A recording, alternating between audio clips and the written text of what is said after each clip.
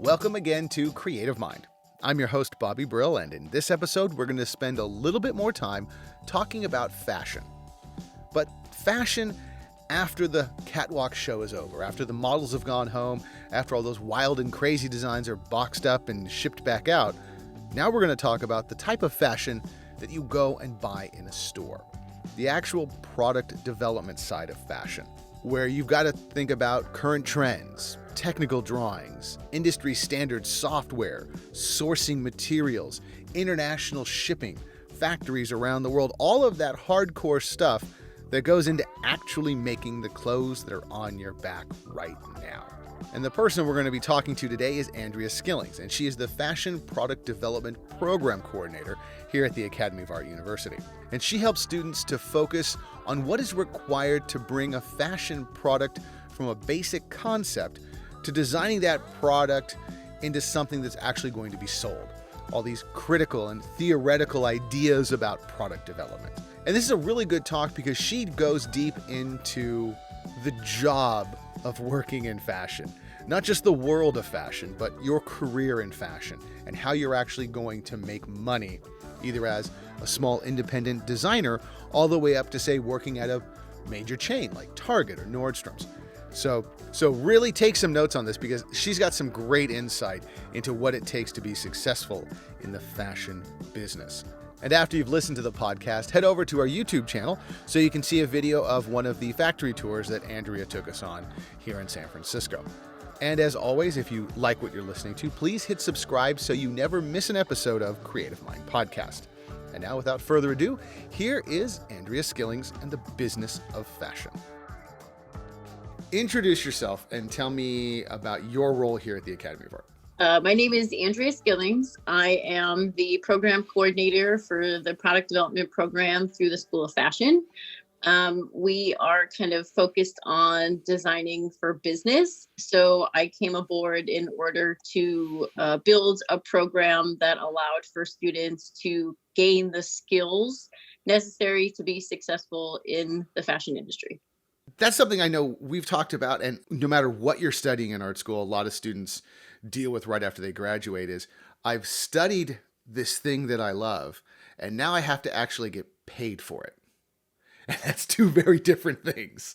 So what does that look like in your role and what you're teaching? How does, where's the paycheck come in? Essentially, I mean, it's still creative in that you're responsible for designing collections season to season. I think what's different is that it's referred to as designing for market. So essentially, you're really kind of responsible for understanding what we refer to as the product development process, which is kind of the steps that a product takes from the initial concept through to where it is in the retail space. So essentially, you have to have an understanding of cost, manufacturing, sourcing, as well as kind of this creative component in design. So there's a lot more involved in being able to provide some type of cost analysis so that you're sure that your business is going to be successful in the end. So this is really sitting down with the, if I go to Target versus JCPenney versus Sears, more stores that don't exist anymore. Let's see if I can name stores that actually exist. Target, Walmart, and then maybe something at a higher end store where I look at the black T-shirt and it's $5, $10, $60. Yeah, so it's a lot of kind of analyzing materials, analyzing construction, and really kind of breaking down the individual components. Essentially, everybody can make any product that you want. It can be like the black T-shirt that you're referring to. Essentially, I can make a black T-shirt that's inexpensive, only meant to last one or two wears, doesn't have the best product quality. Or I can select different materials, put more money into what we refer to as the make of the garment to make it a higher end, longer lasting product that, customers are willing to pay more for. So I think what's really important is kind of understanding that yes, anybody can, not anybody, but you can be creative and design product basically for any business that you're in. It can be kind of budget pricing, or it can be, luxury or couture pricing. But essentially, your understanding of how the product is made and how materials are selected and how seams are constructed, this is really going to determine kind of the end use of this product, and that's going to vary based on the company that you work for. Is that really a thing? I mean, I know I've bought shirts over the years. I mean, I'm 42 and a parent now, so my fancy clothes shopping is when I go to Costco. So it's like, ooh, 10 black T-shirts for $12. I'll get a month out of this. I won't have to do laundry at all. But then I have seen shirts where they do last. I mean, what are some of those, aside from material? And you mentioned seems like, what are some of those cost points that people don't really understand unless you're studying fashion? It goes into what we refer to as the make or the construction of the garment. So the different stitches that are selected, the different seams that are selected, the number of seams, the number of trims that are used to clean finish or edges or kind of reinforce different components.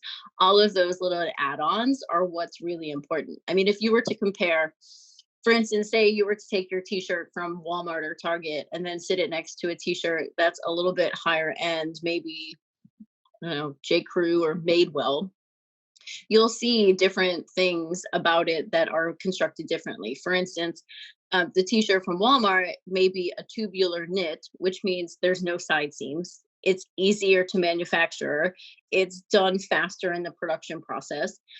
Whereas, something for Madewell is going to have side seams. In addition, they're most likely going to have some type of twill tape at the back neck to clean finish the back neck. There's going to be elastic taping at the shoulder seams in order to reinforce the shoulder seams. There's going to be more in the construction of the garment. I mean, along with better quality materials, but there's different parts of the garment. Like if you were to break it down and really kind of analyze part by part, you would see substantial differences for each of these garments depending on the price at the end. Okay, so this is where it's getting into a cheap factory, a factory with more steps, a factory with more machines, and a factory with more machines, and then human beings getting involved also. Yeah, I mean, all of that also plays a factor in it. I mean, depending on where it's manufactured, labor is costed differently in different parts of the country, so that impacts it.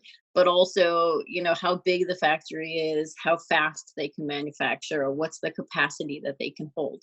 These are all things that are going to impact cost, but more so from a brand perspective, because somebody like Walmart is making 10,000 pieces where somebody from Madewell may be only making 5,000 pieces.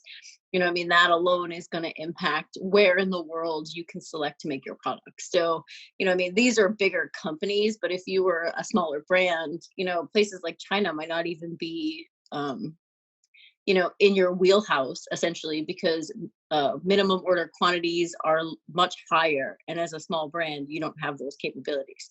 So, I mean, it kind of really, there's so many factors that kind of play into it.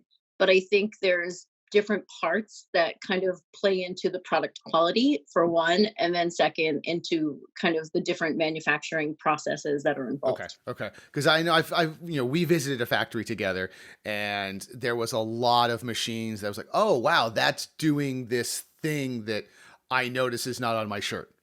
And somebody's sitting here hand trimming things that I actually lifted up the corner of my shirt and went, oh, I get that. There's that little that they cut that thing off. Got it. Yeah, so in the production facility itself, depending on the types of production methods that they use, um, each assembly person that's working on the line will have a different responsibility. So the place that we went is basic assembly line method, where essentially one person does one task, and when they're done with that task, they pass it on. This is the fastest way to manufacture, given because the person that's working on that particular part of the garment is very skilled at it. Therefore, they go through it really quickly. They do it really fast. But in all honesty, with that, that tends to also be where there's the most defects and the most problems along the way, because essentially they're just working on that one part. They don't know any other parts. So essentially, if for instance, where we went, dad sewing, if one of those sewers called in sick, somebody wouldn't be able to move into her place and take over that responsibility. Instead, it would slow down the production line for that day. Whereas other production processes, people have, for instance, modular manufacturing, where they have kind of a group of people that do different parts of the garment, but they're all skilled in all areas so that they can shift around in the assembly line of where they need to complete based on the total number of items they need to get out for a day.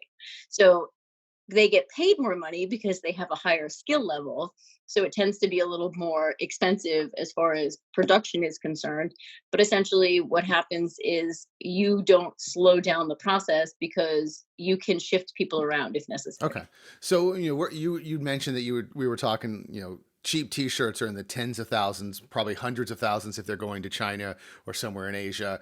And if they're 5,000 lot runs, 1,000 lot runs, they're in theory locally produced. How Even less than 500. Even less than 500. Okay. So for these locally produced, for people who are doing their lines, they're starting out with, I'm going to do 500 t-shirts and try and sell them to boutiques, or online or something like that. How does that process work? I've got my idea and now I'm going to be a fashion designer and I'm going to sell my fashion. I know that's a loaded question, but what's the basic, okay, you need to know this before you go and bum money from everybody you've ever known and fail miserably? I mean, I think sourcing and manufacturing is probably the most challenging component, because we can all make pretty products on paper, but being able to execute it in the end. So I think a lot of people that are starting out, they manufacture locally here in the United States, because, like you saw with the factory that we went to, she not only was very inviting with, like, coming in and reviewing the components and offering different suggestions. You can communicate very openly. Whereas if you go to China, English might not be their first language. And there's also this time lapse. So you can't actually sit down and talk about the product. So I think in the end, when you're first starting out, a lot of people look to local manufacturing, whether it's in California or New York, because they're able to kind of utilize those resources a little more heavily than somebody that's been in the industry for a long time. So, like, essentially, you would be relying on these people to kind of help you get the product you want, just by verbally describing the expectations that you're looking They're very for, much like a as design opposed to, partner, whether or not officially or yeah. not.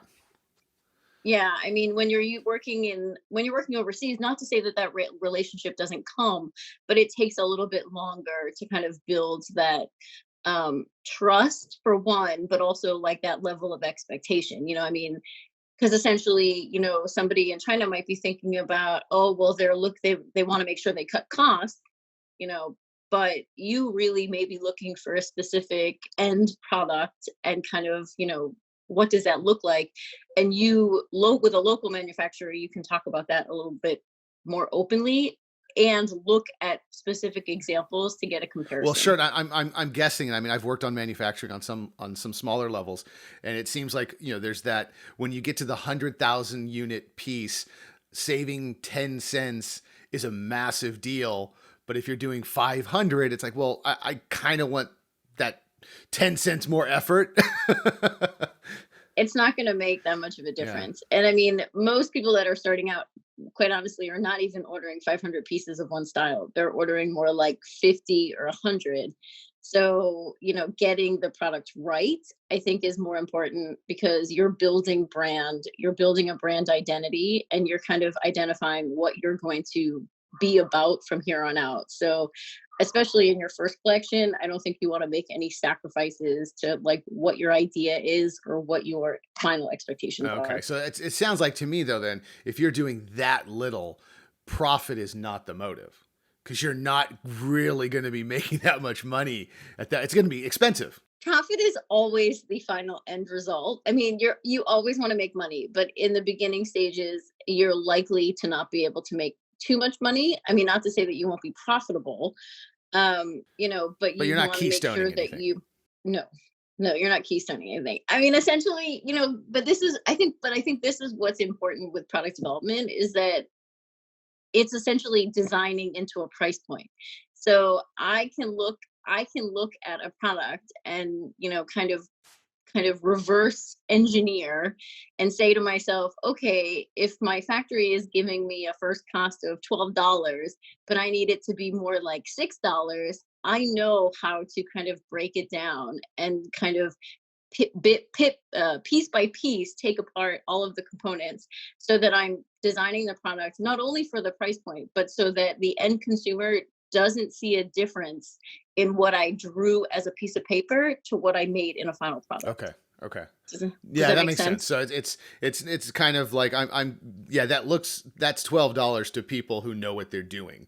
The consumer doesn't Yes. really see it unless they're looking for that higher end. If somebody wants to buy a Right. $12 shirt, it's not that big of a deal. They're going to wear it, they're going to find it. If it works, it works. If it's okay, it's still pretty much okay.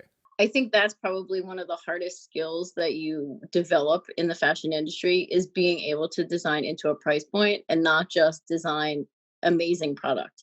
There's an in between.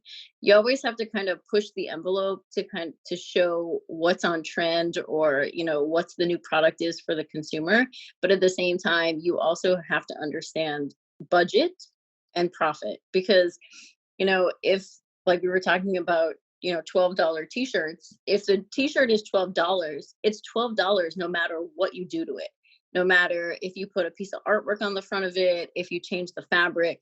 So you have to be aware of what your end retail price will be so that you can design the appropriate product into that price point while making a profit at the Right, same because time. yeah, you just said then you're putting an image on it, and that's licensing, and that's a whole nother money suck at that point. Yeah, I mean that involves more money as well, but essentially it'll never cost more money to make your as a brand. You will never increase your retail because I decided to make it with a novelty fabric or I decided to make it with an extra piece of artwork on it. Like I thought this graphic that I designed was really fabulous, so I slapped it on the front of a t-shirt. Well, guess what, that graphic is $1, but you're still only going to charge you're still only going to 12 charge $12 to the customers. So I have to be aware of what other things I might have to do in order for that design to fit into that $12 price point. I hate saying it, but it does seem like it sucks the creativity out of it. But it sounds like that is really where the creativity has to get ramped up. I mean, that's why I typically refer to product development as a combination between creative and technical because you're still expected to be creative. But at the end of the day, if something doesn't work within your pricing strategies, then it's your responsibility to reverse engineer it. So it's very technical in being able to break apart piece by piece in order to get that cost down. Okay, then I'm gonna ask. Then that brings up the question: is the $5 T-shirt really that much worse than the $12 T-shirt, or is it a very limited number of people that are really paying attention to it? Is it more? Is it the salesmanship, or is it actually quality?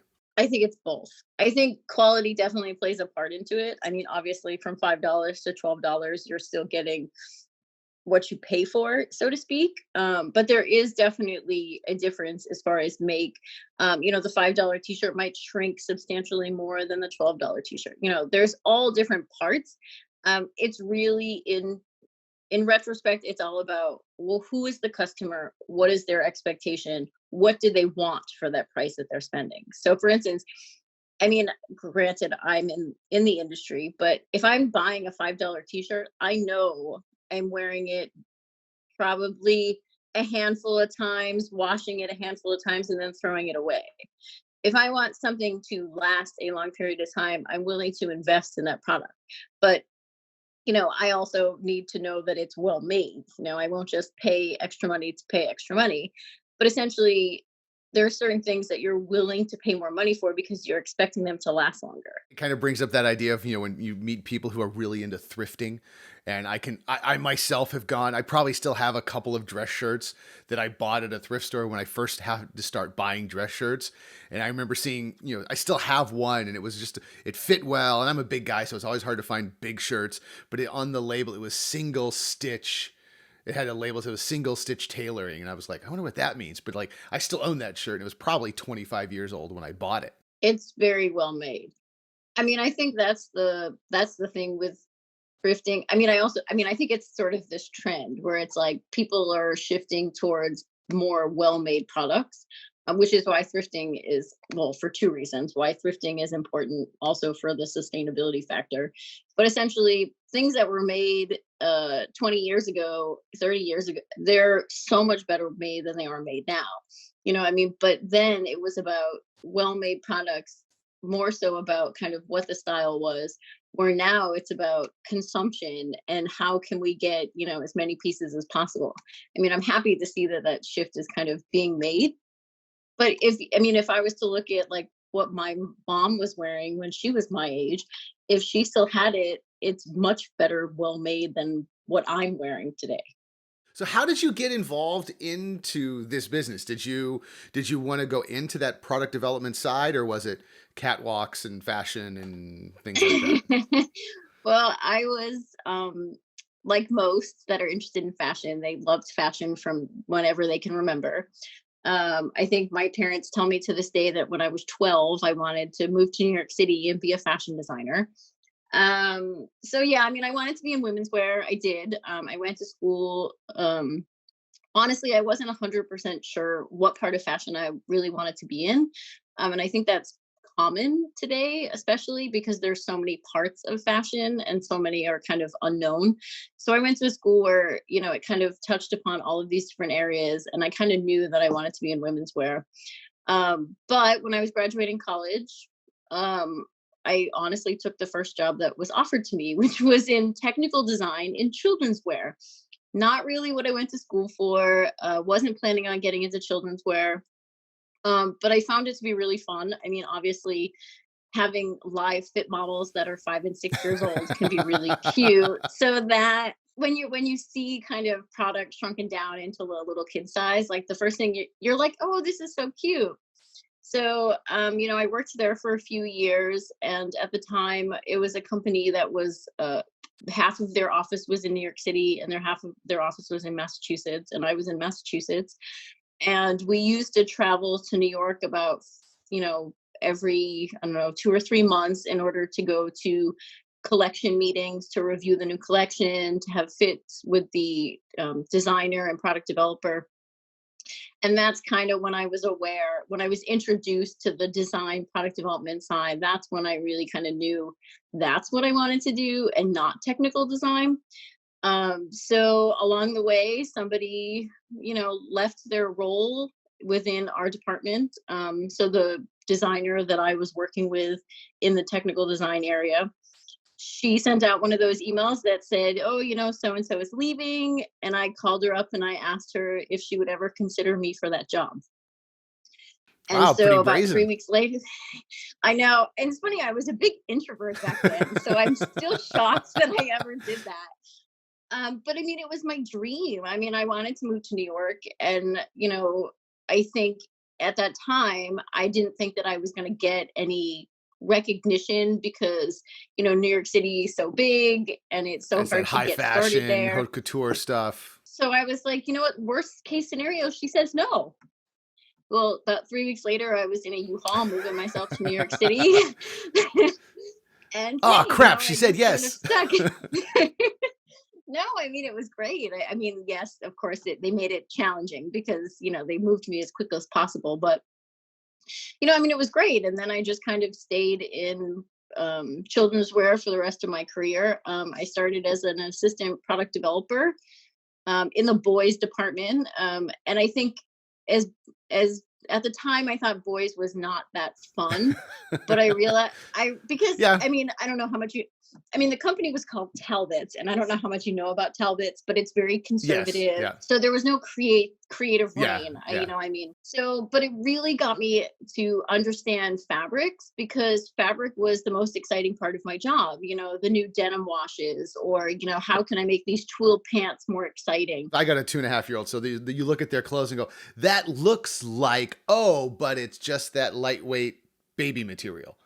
And it's like, Exactly. I wow, mean, a that lot looked of like that times looks like a real thing. you learn how to improvise really quickly. It's like, how can I make denim into, how can I make a knit fabric look like a denim so that everybody is happy about it? And how So can I it's make this on so the poop washes out easily and it exactly. snaps on instead? I want It zippers, gets not on snaps and easy. things like that. And then, yeah, I just kind of started as assistant product manager. And then I eventually moved myself up through the ranks. I eventually left Talbots and worked for another company called Towel Associates, who did wholesale product, and I was the product manager for Absorba, which is a French licensed label here in the United States. I was there for a really long time, so I worked my way up the ranks. I eventually was a director of product development and ran the department.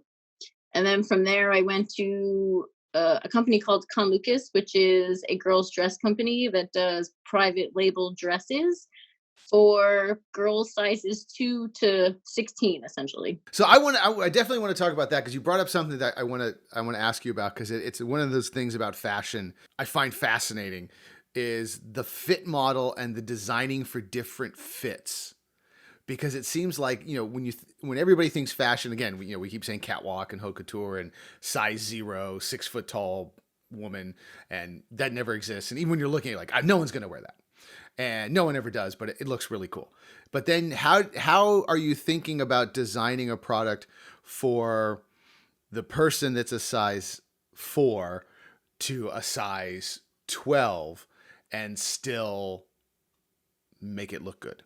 I think that's more involved in kind of the technical design aspect and fitting on different models so that the proportions are accurate and consistent from size to size. I mean, being that I was in kids, we I mean, not to say that we didn't think about Yeah. it, but A kid's still a it kid. wasn't a kid's still a kid. So if they were proportionately a little bit different, then so be it. But in women's wear, I mean, I think it's important for you to kind of think about the size category that you're working in and make sure that you're fitting it in different sizes. So essentially, even if your sample size is a size 6, because that's industry standard, or a size 4, then if you're running up to size 12, 14, 16, that you would also fit the size 12 to make sure that proportions are accurate, because it's not just about grading up, incremental size by size. It's thinking about, like, how this person's body shape changes. So you might have to make some additional adjustments. Um, I mean, I guess I wouldn't say that I didn't necessarily design differently. It was more about kind of when that fitting came along. It was if we were concerned about, bodice length being too low for, somebody that is a little bit rounder in the waist, we would make sure that we looked at that sample in a larger size and make the appropriate adjustments. So that's more so in kind of refining patterns as opposed to like what I'm drawing on the Got it. paper. Okay. Because I know that it's like I keep going back to Target because we're all in lockdown, so there's very few places we get to go and see people anymore. But I noticed the last time I was in Target, seeing that all the mannequins were a bit more Rubenesque and a bit more filled out and a bit more modern style, and it was just kind of like, huh, interesting. It's about time. I mean, I hate to say this, but the average customer is like a 14 or a Oh 16, wow, not a size 4 or size 6. So, for us to continue, I mean, even in an 8, I mean, I think an 8 is a little more universal, but essentially it's the smaller size of the size run, or it should be. But the American customer is a 14, not a size 4 on average. So I think this conception of like model sizing, is not realistic, because essentially if something looks really good on the model, or the mannequin for that matter, as it sits in the visual display, who's to say it's going to look good on you? I mean, so I think making or showing the product on mannequins with a little bit more of a natural size makes a little more sense for the consumer. It's more attractive. And it also kind of goes along with this, the ideals that are trending of like love your body and kind of everything, everybody is beautiful. So it kind of reinforces that. Well, also, I mean, if we're going to talk monetarily, I mean, if you're a design student, you do have to be able to design for your customer, and your customer may not be who you think they are. Yeah, I mean, I didn't like Talbot's clothing. I mean, it wasn't for me in my early 20s, but I had to understand who that customer was and what their expectations were so that I was designing product appropriate for them and their children. I mean, you know, yes, would I go home and design and sew things that I liked for myself? Yes, I would. But at the end of the day, my job was to design for somebody else. And if I didn't do that successfully, then the product failed. And that would be probably the worst decision I made. So, I mean, it's true. I say this a lot actually to students, and it's not meant, to kind of push them down, but it doesn't matter what you like. Right. For sure. Absolutely. It's I like a lot of things that, I can't design because that's not what my target customer is looking for. More importantly, it's would your target customer like this? Why? Why is it appropriate for the customer? What purposes does it serve? I designed a lot of things I didn't like in my time. Not going to say I was happy about it, but that's what makes my paycheck. So If you want to be a working artist, you do have to follow what your creative director is telling you to do, or you're going to be moving companies a whole lot of times. or yes, you won't be there for a long period of time. I mean, I used to design what I liked for myself. Every once in a while I would design something that I liked for myself, or I would try and push the envelope, to kind of incorporate some of those components in the new design for the brand. But I always had to take into account, like, is this pushing the envelope too far for them? Okay, so just because I like it doesn't mean, so what can I do that kind of incorporates the trend, the things that I like about trends, without going so far that it's going to drive that customer away? You used to keep saying trend, and a trend could be that something nobody really likes. It's just trending, whether we like it or Yes. not. I mean, there's a lot of trends like, God, I mean, geez, really? Why is that happening? That Yes. looks horrible. There's nothing attractive, male, female, big or small, in that trend. Why are we doing that? Trends come about because of the response of what's happening in the world. So they're not going away. Some obviously last longer than others, but I think it's how you kind of incorporate trends and how you adapt trends for your customer and your brand is what makes you or that brand successful. I'm only going to say it once. Mom jeans, never good. They weren't good then. They aren't good now. Yeah, I know. They Some just people don't, really, they're not flattering. Come on. they're not flattering, but I think I mean, think about the generations that are wearing it. I mean, it's about being trendy. It's not about being comfortable. It's not about, so I think, we all kind of want to adapt those trends. It's just, is it appropriate for the customer that you're going after? I mean, you wouldn't try and, encompass the mom gene to the baby boomer. They're not going to take that trend on. They lived it once. They're not living it Yeah, again. we're done. We don't think it's funny. We were stuck with that. Yeah, no, we suffered through it the first Right. time. Why are we doing it again? Well, I mean, but I say that about like 70s trends. Like I remember when polyester pants came back, but my mom laughed at me because she was like, that was, I mean, silhouette wise, she loved them, but the fabrics is just awful. And I mean, it sticks to your body and it's really and it uncomfortable. starts And to yet stink. I wore, It has that weird and smell. yet although yet I wore them for years. I mean, it was like the thing to do. So, I mean, I look at my students in the classroom and I think to myself, wow, you look just like me when I was in I college. know. I do see. I'm like, yeah, I'm not that old, but holy cow, guys, it wasn't that cool. And like, I wore all of that. I dyed my hair blue. I did all of that stuff. But let's talk a little bit about private label, because that's another thing that kind of fascinates me, because that's something that I think when we're in the age of everybody's a content creator, everybody's an entrepreneur, everybody is, I've got my label, I've got my thing, I'm my own brand, and so everything you see of them is like, hey, you can buy my crappy T-shirt or you can buy something on there. And we've gone what now, 15 years since Cafe Press and things like that, where you could get these made to order stuff. But private label, or white, you call it white label or gray label? Just Private private label. label. Okay. Just private label has been around for forever. It's been around for a long time. I think, it originally came about because, uh, not necessarily just department stores, but department stores needed kind of that money maker that would sit next to all the wholesale brands that they had in the store.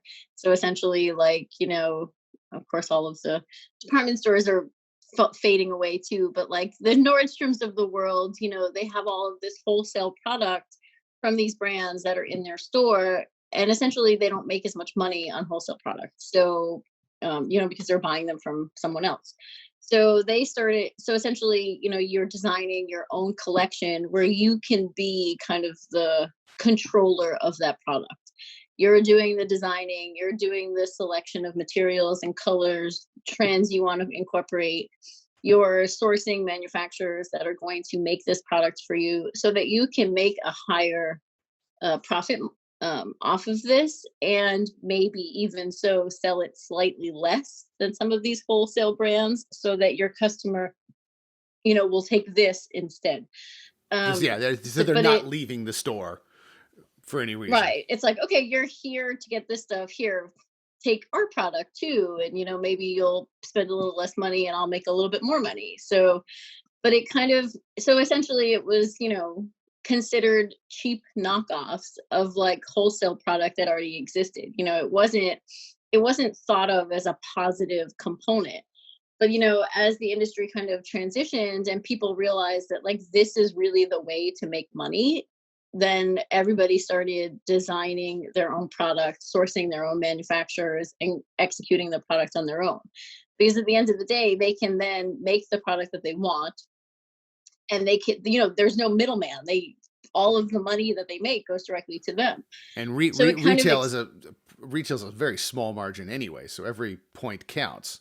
yeah, when I was working with a wholesale company, depending on um which label it was, our margins were anywhere from 25% to 50%. And believe it or not, 50% is, even though they refer to it as keystone pricing, you're not going to make money if you stick with 50% for your life. It's too hard to control really overhead for that to be kind of your 100% margin. Yes.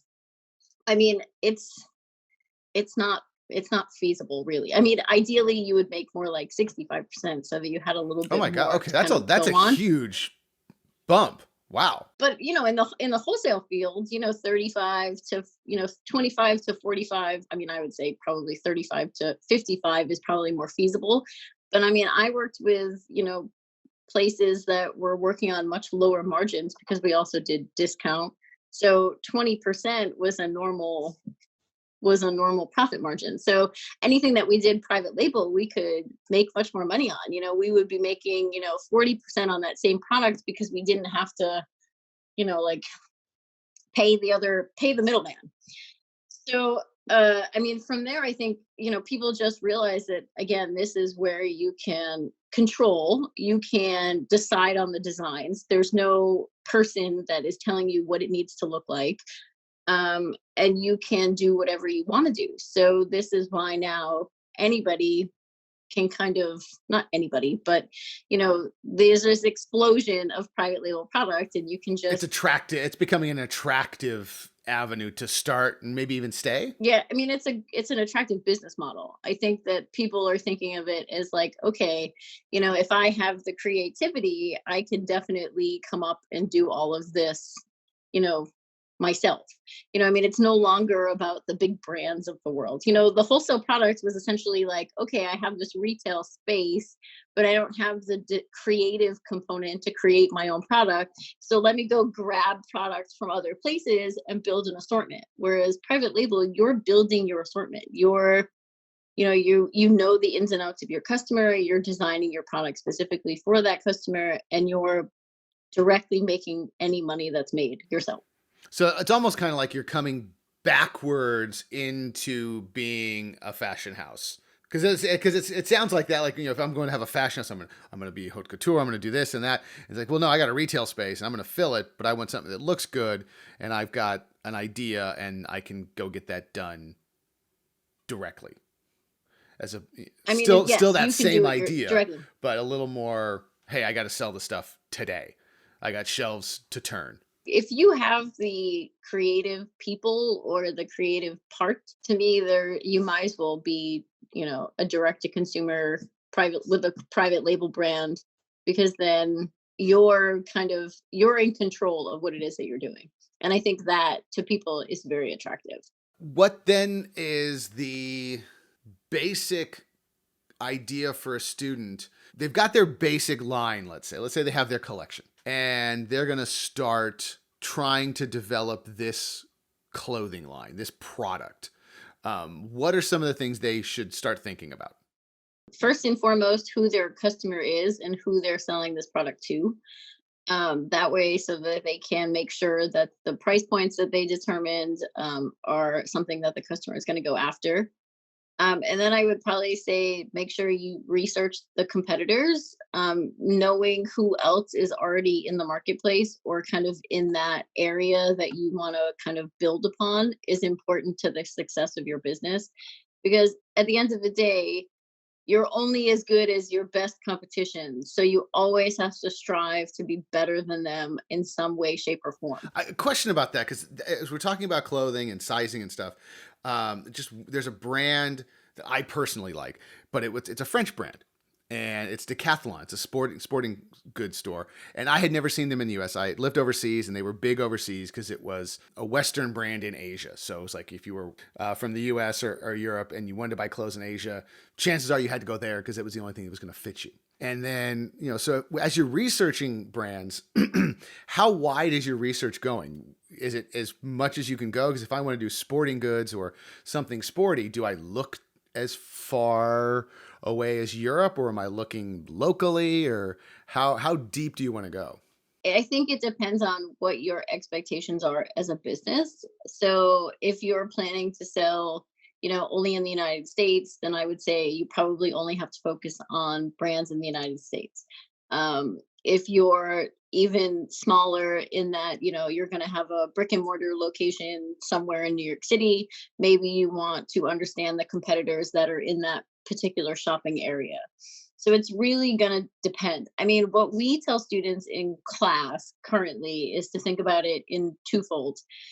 Think about who the market leaders are. So if you're thinking about athletic wear, you would automatically research Nike, maybe Lululemon, so you'd automatically kind of have a brand awareness of those leaders that have been around for a while.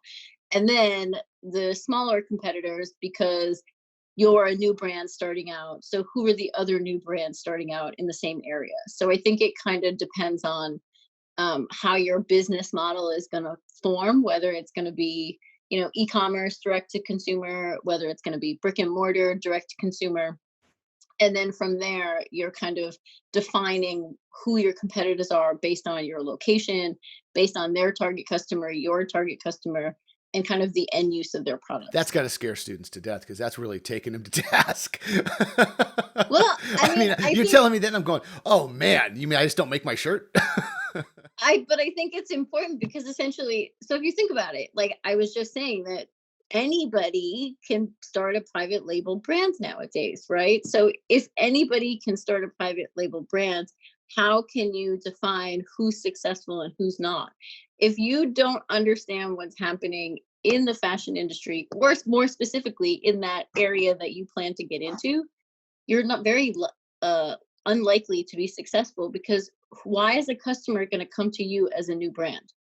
Just because you think you have good product? I mean, you have to offer something that doesn't already exist in the marketplace. Right, because you're never, if you're like we were talking about sportswear, you're never going to beat Nike or Adidas. You can't compete with Nike. So essentially, what are the components that people are looking for that is attractive as far as your customer is concerned? I mean, at the end of the day, Nike is, I mean, I'm not going to say here to stay, because unfortunately, a lot of brands that we thought would be here for a Yeah, long who time knows? are no Who longer with knows us. what's going to happen? But I mean, Nike is a leader in, the active wear market. So likely you're not going to directly compete with them. Obviously, they're a competitor because they're in the market. But what are they doing right that makes them so successful? You should use those as points to be, to make your product even better. And then so after research and that trend research, what's some of the things that a student needs to start really thinking about? Factory visits, things like that. How important are those types of, personal professional field trips, so to speak, of going out and actually seeing? I mean, should somebody go work as a seamstress or I don't know what is the masculine version of seamstress? A sewer, for lack of a better term. Go and actually get their hands dirty and nicked up and sew for a week or two or 10. Not necessarily. I mean, I think that even if, I mean, I know how to sew, but at the end of the day, if you threw me in a factory, there are sewing machines that I've never used firsthand. I mean, I've used like your basic industrial sewing machines, but now they have, all sorts of specialized sewing machines that are, to kind of make the process quicker. So I don't think you necessarily, I mean, yes, having the ability or the knowledge to be able to sew a garment is definitely helpful because you understand how a garment is made. So when a factory is discussing some of these things with you, you can, whether it's appropriate for your product, as far as quality or speed or whatever, element is most important in your brand. I think seeing, like, going to a factory, visiting a factory, is probably a great opportunity. I don't know that a lot of people will allow for you to come in. It's sometimes they're very open and other times they're not. Local places will let you come in. Sometimes they won't let you go back into the factory area. Instead, they'll have you in kind of a showroom component. And it's not so much that they don't, I mean, it's not so much that they don't want you to see what's going on as far as like whether it's bad things that are going on. It's more they don't want you to see other people's product, so it's kind of more about integrity than it is about anything And probably else. the little tricks they've developed that shave 2 seconds here, half a second here, 1 millimeter of cloth here, that's saving Yeah, them I mean, money. everything is not, yeah, they're doing everything to make it a little bit faster. So it's not all, perfect, but whatever corners they can cut along the way, they probably are. But I know, so I was lucky enough to have an opportunity to travel overseas, um, to do factory visits for a company, and I think it really kind of opened my eyes because essentially, yes, I knew how to use your sewing machines. I knew how to use a sewing machine. I sewed at home. I made most of my own clothes. But until I was in the factory and saw it firsthand, I didn't fully understand why factories wanted me to change the things that they wanted me to change. You know, and it's all about speed, capacity, ease of construction, and they're the expert in that. It doesn't mean that you have to agree to everything that they want you to do because it's not always right for the product. But then once I saw it and I kind of understood why they were asking me for these things, I was I was kind of more open to their suggestions. Granted, you always want to see an example of what it is that they're kind of offering to you to make sure that you're not sacrificing, the quality of the product. But essentially, I kind of learned more of the, okay, so this is a process where I need to make 6,000 units. And in order for me to do that in the 3 weeks that I'm giving them to do that, I need to kind of understand from a production standpoint how it's made. Right, because you guys work from, and you've said it, and I think everybody in fashion has said that you go from school to you're working on a tech pack, and just to clarify, what is a tech pack? I know it's a big giant sheet. It's got a lot of dots and dashes on it, but So a tech pack is essentially all of the pages that are required for a factory to make a garment. So it includes what we refer to as a technical flat sketch, which is a front and back flat two-dimensional representation of the silhouette that you want to manufacture.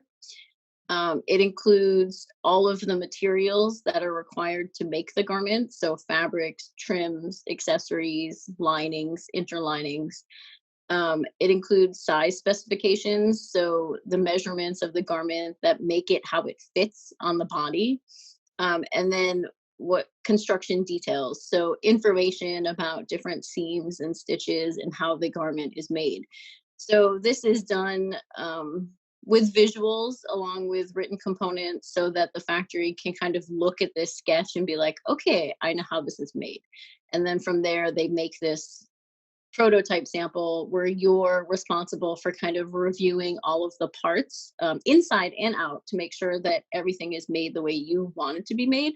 And then once you approve that, then they can kind of move forward in their process. because it does, yeah, I've seen them, and they seem very much like a crazy jigsaw puzzle where it's like, if the shirt comes, I can see how the argument starts, and I can hear it where we followed your tech pack. It's not my fault the thing looks wonky. Yes. So, and that happens a lot. The tech pack is really kind of what a factory uses to do all of their pre-production and production processes. So a factory is how a garment is costed. It's how a factory plans for production. They have to plan all of their materials off of this one bill of materials for production instead of like just one style. And they have to kind of plan the amount of time that it's going to take for them to make this based on the details that you included in a tech pack. I mean, what the advantage is of like once you've been in the industry for a little while is that you have some sort of relationship with your factories, so they know kind of what your expectation is. So if there's an error along the way, they pick up on it and then they ask you the questions. When you're working with a factory for the first, like say I decided to start my own brand tomorrow, I did my first tech pack right out of school. I mean, I've done them in school, but hey, I'm going to tech pack my whole collection. I'm going to send it off. The factory is going to send me samples. They're not going to ask me any questions. They're just going to do it because what I wrote to them is what I want. So if something was missing or if something wasn't clear, doesn't matter. They just move. So, but that's why, I would always say, no matter who you work with, never commit to anything without a prototype sample. Whether it's your prototype sample that you've made with a sample maker, or locally that you trust, and then use that sample along with your tech pack and send it to a factory to kind of go through the process. If you don't have a sample that you're starting from, ask the factory to make a first prototype sample. You will have to pay for this sample, but if you place an order with them, it gets kind of absorbed in the cost of production, and it's much safer. You never ever want to start with any type of process with a factory without seeing what their quality expectations are, what their handiwork skills are. Because just because you write something in a piece of paper, they're going to tell you they can do it. Right. No matter right. If there's a check, I can do it. Yes, of course I can do it. I can do it. And a lot of times they can't. I mean, I went to a factory once and I was doing knit garments and I sent it to this factory. They told me they did knits and wovens. And then when I got there, they only had sewing machines for wovens. So I was like, how can you do my knit garments if you have no sewing machines that work for a knit garment? And they're like, well, we'll do it. No, they're going to outsource it to somebody else, and then I'm not going to be happy with the quality that I'm getting. So, and that's part of the reason why I think factory visits are important. But if you see that sample, you'll get a sense of what they can actually execute. So it sounds like, for students or for anybody in this industry, but students especially, there's a different set of skills other than how to make something look cool. It's really getting into, hardcore business, tough, butt kicking kind of way of doing things that you got to learn how to, make your business thrive. Yeah, I mean, I do think that there's other parts of it. Although some of them I think you learn on the job, as opposed to, not to say you don't learn about it in school, but for instance, I wasn't comfortable negotiating costs with a factory until I'd been doing it on the job for a few years. Yes, I learned about it in school, I understood what it meant, but like, you're basically telling somebody that no, you won't pay for what they're giving you. I mean, it's challenging, especially when you're first out of school. So I think understanding the process is the most important part, and kind of really being able to make something creative, go through building a tech pack, go through searching for factories, understanding kind of what would be the best country to manufacture in because of, the type of garment that you're making.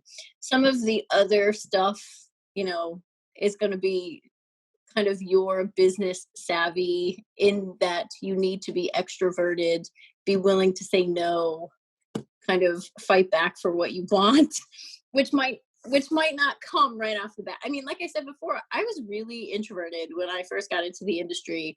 And then I realized that if I don't ask, I'll never get what I want. And how does this, like, the school's got, what is it, Shop 657? There's a couple courses. It's mostly actually for fashion merchandising and marketing students, more so than product development students. But I mean, product development students are welcome. Where in the course, we're responsible for designing the private label logo product, and the students work with the local manufacturers to get that done. So, it's a little less time consuming, in that they're not getting the products cut and sewn. It's more so about designing graphic artwork, or, components that are being placed onto a shirt or a sweatshirt. But this really gives them the opportunity to negotiate, to talk to a factory directly, to plan, production. Yeah, I mean, they're given a budget for the product that they need to make. They have to design it, execute it, market it, sell it. I mean, they have to do it all. But it's really a great learning experience, because it really kind of puts them in what they would be doing once they get out of school. I mean, talking to a factory, no matter what they're responsible for, embroidery, screen printing, or cutting and sewing, it's kind of a overwhelming task, because you get information from somebody and you automatically are like, okay, well, great, thank you. But really, no, you have to ask a bunch of different questions. You have to kind of give pushback. Just because somebody tells you it costs $10 doesn't mean that you're going to say, oh yeah, okay, I'll pay $10. You have to kind of look back. Oh, well, how much did we pay for that last year? Oh, well, how come it's gone up $2? So, I mean, obviously in one semester they can only do so much. So, but essentially this is the process that they would go through in order to design new product in a new season for a brand. Right, because it's always the old grizzled veteran that tells you the story. It's like, no, you want an end run on a holiday weekend when the lights are out, when the factory manager's not there. That's how I get my stuff done. I get it 12% under. You're like, Yes. how did that happen? Who did you know to do that? Right, exactly. Well, that kind of brings up those last three questions we always, want students to think about and ask you guys who are the experts. Is that first day that I'm going into school to study fashion product development, what do I really need to know? Where does my mindset need to be? I would say two things, probably: be flexible and be open-minded to other people's Ooh, that's opinions. tough. I mean, I think I know, but at the end of the day, business means you're not designing for yourself. So, kind of really absorbing critique and understanding why you're getting the opinions that you're getting is going to make you better at what you're doing. I mean, I always contribute my success in my career to those that surrounded me. I mean, I didn't know anything when I went into the industry. I learned everything I learned by doing and having a great support system and appreciating kind of all of those surrounding counterparts that were experts in their role. The one thing about product development or design, any of the aspects, it's not one person's job to get this done. You work with a team of people. So you really have to be flexible to take on different responsibilities, work with different people, kind of appreciate different personalities in order to get the job done every season, every week, whatever it is. So I think going into school, you kind of have that same attitude of like, okay, I'm here to take in as much as I possibly can. Everything that is either, given as critique or pushback is only to make me stronger. It's not to kind of push me down and insult me. It's to make me a better designer, a better product developer, a better merchandiser. To make me a successful person, which is hard. I mean, I always say the fashion industry is tough. You have to have thick skin. I mean, I only wish somebody told me that before I moved to New York City, but trust me, New York City taught me really fast that you have to just kind of take it in stride and go on your way. It's there no matter what, so it only makes you better to absorb it, kind of make adjustments where necessary, and then run after it. So what then should a student think about then, once they've graduated? How are they going to go about getting into this side of the industry? No, I mean, I think it's a few different things. I think you have to be humble, know what you're good at, but, make sure that you're humble about it. Make sure that you're networking with people. It's all about who you know. And the industry is surprisingly small. You think of the fashion industry as being this really large place that like you're never going to run into a person again. If I could only tell you how many times 20 years passed and all of a sudden I was standing next to a person that I met when I was, first in the industry. So I think, you have to, kind of run all of the effort of like networking, putting your face in front of people, getting people to remember you. So, kind of speaking up, but yet being respectful and kind of telling them, hey, I can do this. But then also remembering, and I wish somebody told me this when I first started, that, just because you're eager doesn't mean that you are responsible for doing everything under the sun. I mean, I think somebody told me finally after I've been in the industry for a while, it's okay to say no for once in a while. So it's just because, I mean, I was really eager and I couldn't wait to like get in the industry. So it was like, yes, yes, yes, yes, yes. Well, guess what? I worked 12 hours a day, 7 days a week, because every time somebody handed me something, I was like, yes, yes, yes, yes, yes. So the perspective has to change in that you should say, oh, I would love to help, but I have an awful lot on my plate right now. When would this be due? So it's just kind of like either not necessarily being flat out like, no, I won't do that for you, but just being like, oh, there's a lot going on right now. What's the timeline? Is there anybody else that can help me to do this? That's okay. You're not disrespected or you're not thought of as a lazy worker or, somebody that can't handle the workload. Oh, well, that's good to hear. Yeah. There's some reality to it. Well, no, essentially you're learning how to manage your time appropriately. If you just say yes, yes, yes, yes all the time, then you're not meeting your deadlines. You're not getting your work done on time unless you're working 24 hours a day, which nobody should do. You're going to burn out. You're going to burn yourself out really fast. So then that kind of answers this last one, but I always ask people because this is one that I've had to learn 20 years on, and it's always a different, it's always the little things, but how does somebody not get fired from their first job? Because you got there, but there's so many landmines and puddles that we step in. It's like, how do you not get fired? I would say some of the things that I probably wish I started doing at an earlier stage. Make lists of things that you're asked to do so that things don't slip through the cracks. Because again, I said yes, yes, yes, yes to everything. So some things slip through the cracks and that really kind of looks bad at what it is that you do. I mean, from the most part, I would say, things like show up to work on time, be attentive in meetings, answer questions. I think a lot of the times when you get started in a job, you feel like no, I can't talk. I'm just here to be kind of follow direction. People want to hear what you have to say. You're hired for a reason. So, you're already respected as you get your foot in the door. So, say something, speak up. I mean, I know that was something that I was told a lot. At any job I started, that, it always took me a few weeks to like settle in and speak up.